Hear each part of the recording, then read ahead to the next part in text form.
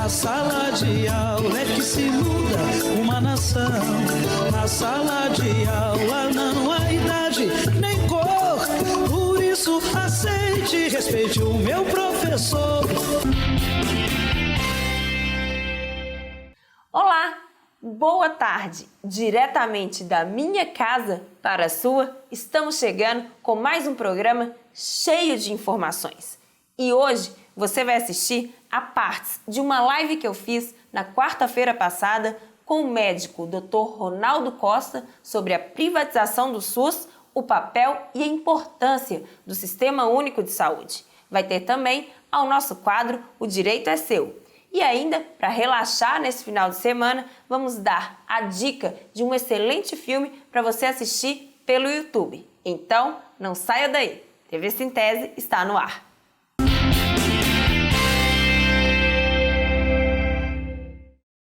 O tempo urge, então vamos direto aí para o nosso quadro O Direito é Seu. Seja bem-vindo, Dr. Hildon. A tela é sua. O direito é seu.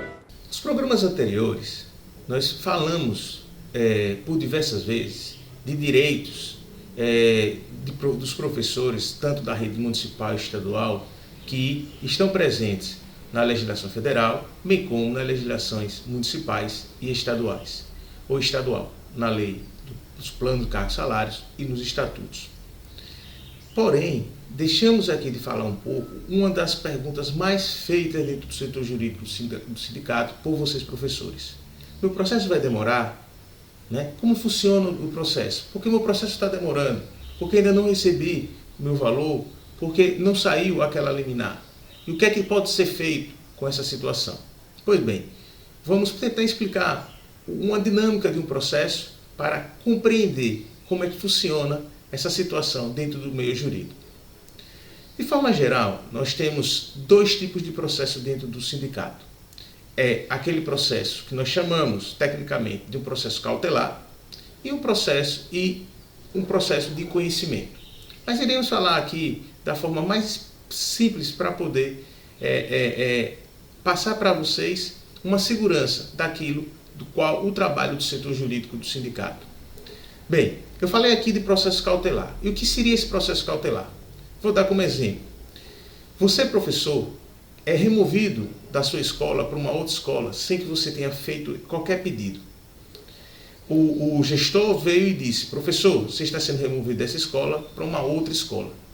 E aí vocês perguntam: por que eu estou sendo removido? Eu posso ser removido? Tem legalidade dessa situação? Bem, boa parte dos estatutos, ele faz a previsão da remoção dos professores. Mas ele condiciona que a remoção pode ser de duas formas. A remoção pode ser feita a pedido do professor ou pela vontade do gestor público.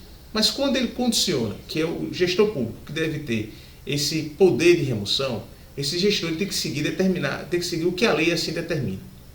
Boa parte das remoções, quando acontece dessa forma, ela não segue a dinâmica do que tem na legislação. E quando ela falha no que tem na legislação, há um poder do professor propor uma ação urgente para que isso seja colocado, para que o judiciário faça a análise e cancele essa remoção.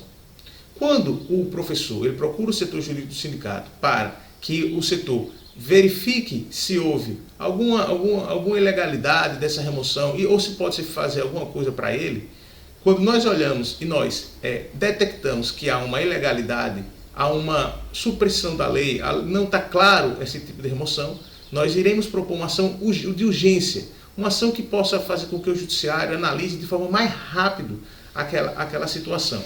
Bem, essa ação ela não envolve nenhum valor a receber do professor, porém envolve um direito muito sagrado do professor, que é aquele direito que está ali, de dar aula naquela escola, de estar próximo à sua casa, enfim, há uma ilegalidade nessa remoção.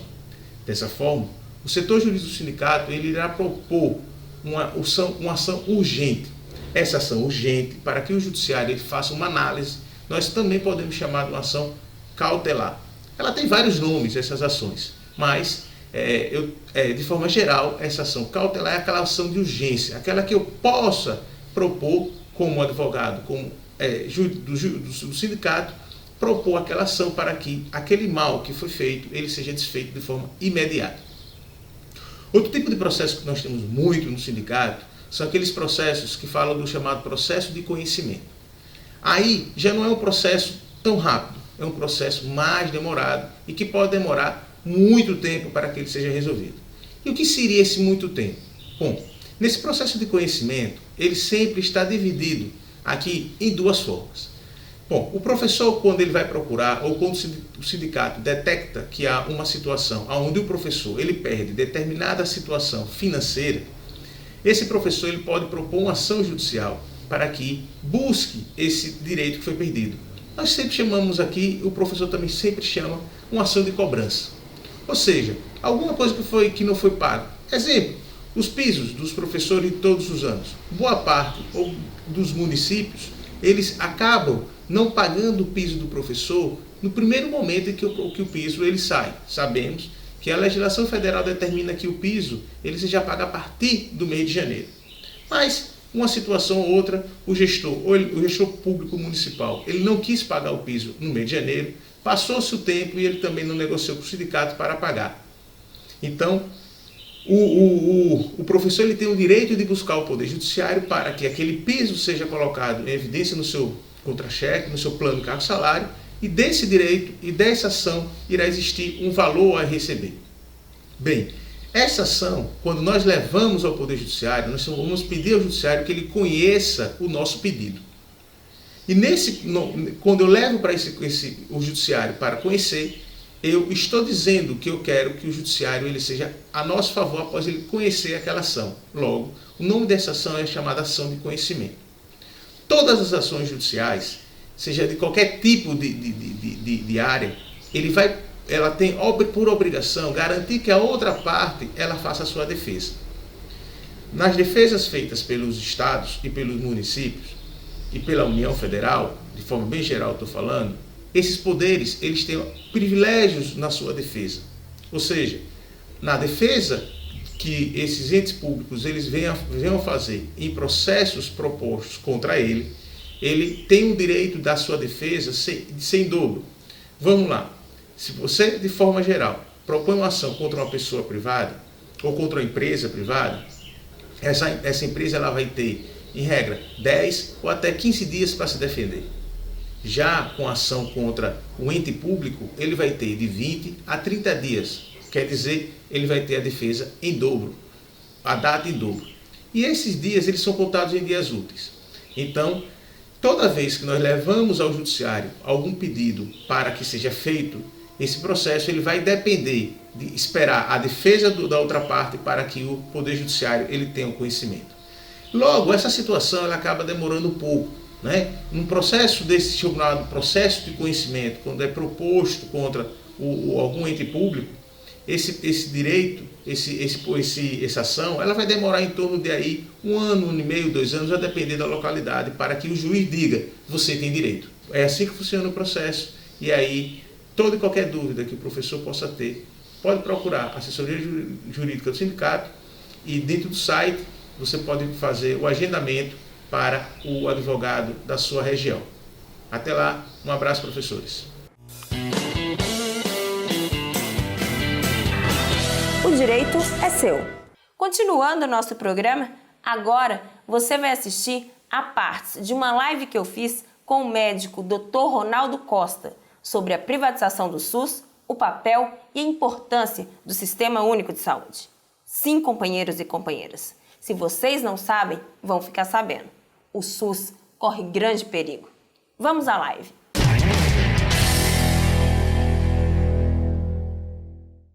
E hoje nós vamos tratar um assunto muito caro a nós, trabalhadores e trabalhadoras. Vamos falar sobre a questão da privatização do SUS, um tema aí extremamente comentado ao longo dessa semana, né? Teve entre os temas mais comentados no Twitter, muito falado também pela mídia tradicional, e hoje é o tema da nossa live. É o seguinte: privatização do SUS, o papel e a importância do SUS público. Para debater aqui com a gente está o Dr. Ronaldo Costa, que é médico. Ele é médico clínico pela Sociedade Brasileira de Clínica Médica, médico do trabalho pelo FRJ e a Associação Médica do Trabalho. Também ele é médico do Hospital Universitário, lá do Mato Grosso do Sul. Então, vamos lá, vamos cumprimentar aqui o doutor Ronaldo, que está aqui do meu lado virtualmente, mas está aqui ao meu lado. Doutor Ronaldo, muito bem-vindo a mais uma live, a sua primeira live, espero que encontremos em outros momentos, a live do Sintese, nesse espaço aqui, que é um espaço que o Sindicato dos Trabalhadores em Educação de Sergipe é uma ferramenta de luta online, né? Nesse momento de pandemia, nós estamos aqui num espaço em que a gente sempre está discutindo questões que afligem os trabalhadores e trabalhadoras, né? Estamos aproveitando também e estamos seguindo aí nessa luta, mesmo que virtual, mas mais um espaço de luta para os trabalhadores e trabalhadoras, não só em educação, mas de todos os segmentos. Bem-vindo, doutor Ronaldo, bom dia. Muito bom dia, Luana, muito bom dia a toda a população do Sergipe que está assistindo a gente, aos professores, à direção do Sindicato dos Trabalhadores em Educação em Sergipe, quero parabenizar. Me honra muito poder ter sido escolhido para participar de um tema tão importante como a questão da defesa de um sistema único de saúde público.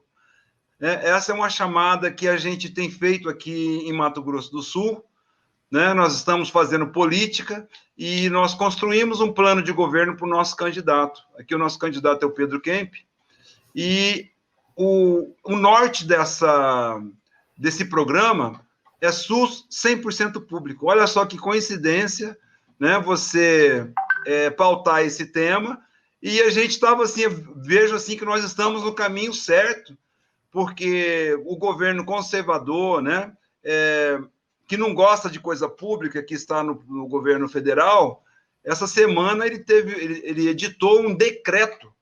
Ele fez um decreto que queria suprimir uma lei, né, que é a Lei 8.080 e 8.142, né, e a Constituição, que diz que a saúde é um direito de todos e um dever do Estado. Né? Então, ele fez através de decreto, ele queria apagar isso tudo e transferir as unidades do SUS para instituições particulares, para gestão particular. Né? Então, nós estamos aqui na trincheira no sentido de garantir o SUS público, para fazer saúde pública e de qualidade.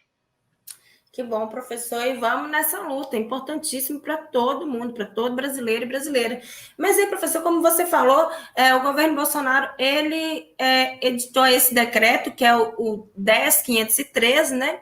E o senhor já explicou aqui, aí no início da sua fala, explicou um pouco do que se trata. E aí, com a pressão social, ele revoga esse decreto.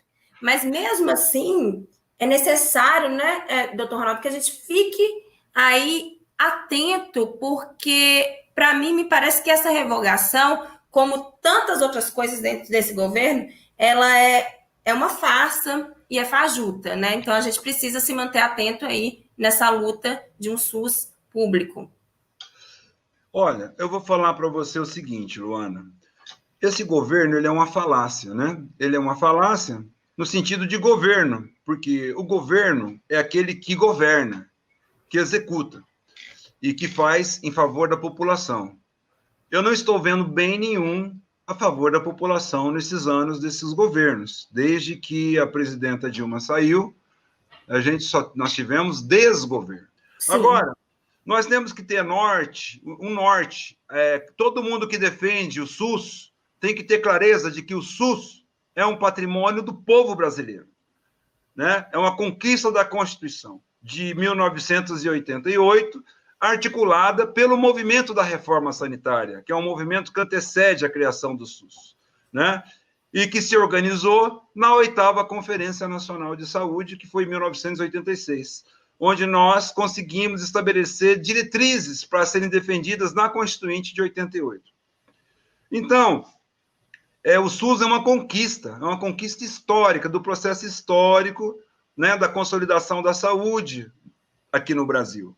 Nós temos que manter esse patrimônio vivo, porque é ele que garante a vida da maior parte das pessoas. O que não funciona no SUS, Luana, é a gestão. Tanto a gestão federal, quanto a gestão estadual, quanto a gestão municipal. porque nós tivemos dentro da Constituinte de 88, nós tivemos um ponto que foi uma derrota para nós. A gente, primeiro, antes, acho que é importante eu contar uma coisa para vocês. Gente, antes do SUS, o Brasil tinha 2 categorias de pessoas. Eram as pessoas que eram trabalhadoras com carteira assinada e que tinham direito a um instituto de previdência que chamava INPS, Instituto Nacional da Previdência Social, que tinha acesso à saúde. Os trabalhadores se organizavam e ofereciam esse tipo de assistência em determinadas unidades de saúde. E a outra categoria, gente, chamava-se indigente. Pessoas sem direito. A saúde não era um direito de todos e um dever do Estado. Então, você não tinha vacina que era garantido para você, você não tinha exame, você não tinha consulta, você não tinha medicamento, você não tinha nada, você não tinha direito, né? Então, com a Constituição de 88, você ficou assegurado. Mas nós tivemos uma perda. Qual foi? O setor privado, que foi derrotado na primeira parte da discussão, quando nós falamos que a saúde era um direito de todos e um dever do Estado, ele reagiu, né? Ele reagiu porque ele ficou com medo do SUS ficar 100% público. Então, ele conseguiu colocar um parágrafo no artigo 196 da Constituição, dizendo assim, parágrafo 1º, a iniciativa privada pode participar do SUS em caráter complementar. Isso aí acabou. Eles tinham certeza que, com a manutenção desses políticos conservadores no governo, eles iriam continuar comendo, né, o recurso público, fazendo, através dos seus governos, a priorização do investimento dos recursos públicos na rede privada e não na rede pública. Então, nós teríamos que rever suprimir esse parágrafo. Nós tínhamos que fazer um grande movimento para suprimir esse parágrafo, para o SUS ficar efetivamente 100% público. A iniciativa privada não pode participar do SUS. Pronto. E aí, professor, a gente tem que defender o SUS e ser contra aí também a reforma administrativa, a valorização do servidor público e não mais perdas de direitos, com certeza. E aí, como o senhor falou, esse decreto ele vem aí atacando frontalmente as unidades básicas de saúde, aí a atenção primária, né, a porta de entrada do Sistema Único de Saúde. Então, ele transfere para a iniciativa privada para ampliação e construção de unidades básicas de saúde. E aí, me parece bastante estranho imaginar que esse governo que está pensando na expansão, né, das unidades de saúde, tendo em vista que ele retirou recursos para a atenção primária, desmontou programas como Mais Médicos, o governo está querendo vender algo que... O governo federal querendo vender algo que se quer da responsabilidade dele. Isso é muito estranho. O que está por trás disso, professor? O que está por trás desse negócio, doutor Ronaldo? O que está por trás disso daí são os interesses da medicina privada, né? Em destruir, eles têm interesse econômico de fazer com que cada cidadão brasileiro tenha um planinho, plano A, plano B, plano C, até o plano Z, que é o pior plano que tem, né? Então, ele quer que o brasileiro pague pela saúde, como é nos Estados Unidos. Obrigada, doutor Ronaldo. Entrevista incrível. Obrigado pela oportunidade. Bem, espero que essa entrevista tenha esclarecido a você os reais riscos que o SUS está correndo. Mas agora é hora de relaxar um pouco. Vem aí, Cine Resistência. No escurinho do cinema, chupando drops de anil. No nosso quadro Cine Resistência de hoje, vamos apresentar um documentário produzido pela ONU Brasil sobre o Dia da Consciência Negra. Em novembro, mês da Consciência Negra, é um convite para relembrar a luta pela libertação dos escravos e para refletir sobre os avanços e desafios da população negra no Brasil. No escurinho do cinema, chupando drops de anil. Infelizmente, nosso tempo acabou, mas, felizmente, voltaremos no próximo sábado com muito mais TV Sintese. Aguarde e confie. A você, boa tarde, boa sorte. Tchau! Na sala de aula é que se muda uma nação. Na sala de aula não há idade nem cor. isso aceite e respeite.